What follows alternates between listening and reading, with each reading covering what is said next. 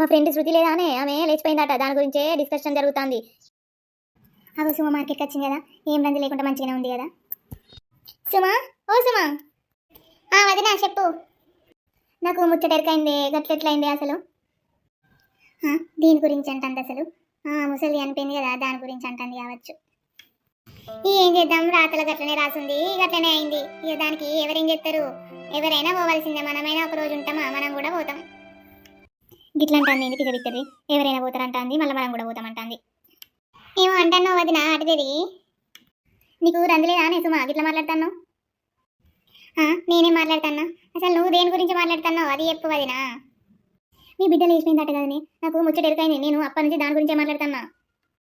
దొంగ ముందా నా బిడ్డ లేచిపోయిందంటవా? నీకు ఏ దొంగ ముండ చెప్పింది లేచిపోయిందని? ఆగో మరి పింకి నాతోటి శృతి లేచిపోయిందని చెప్పింది కదా. దొంగ ముండ సప్పుడు ఏమైంది? మిత్రముఖం ఇసుకొని చూస్తాను నాకెళ్ళి. ఏ దొంగ ముండ చెప్పింది నా బిడ్డ లేచిపోయిందని చెప్పు. ఎవరో అనంగిందనే, అయినా నేను తెలుసుకోకుండా తప్పుగా మాట్లాడినా, నన్ను క్షమించే సుమా. నీకు ఏ దొంగ ముండ చెప్పింది? దాన్ని ఇక్కడ తీసుకురాబో, దాని సంగతి ఏందో నేను చూసుకుంటా. ఎవరో మందిల మంది అనంగా ఇన్నానే, నేను తప్పైందే సుమా, నన్ను క్షమించే.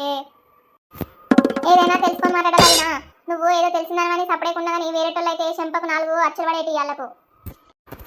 నన్ను క్షమించే, ఏదైనా ఇంకోసారి తెలుసుకొని మాట్లాడతాను నేను. బజార్లో అందరి ముందు దొంగ ముండా అని తిట్టింది నన్ను. అసలు పింకి నాకు అబద్ధం ఎందుకు చెప్పింది? శృతి లేచిపోయిందని చెప్పింది కదా నాతోటి. ఇంటికి పోయినాక చెప్తావు దాని సంగతి.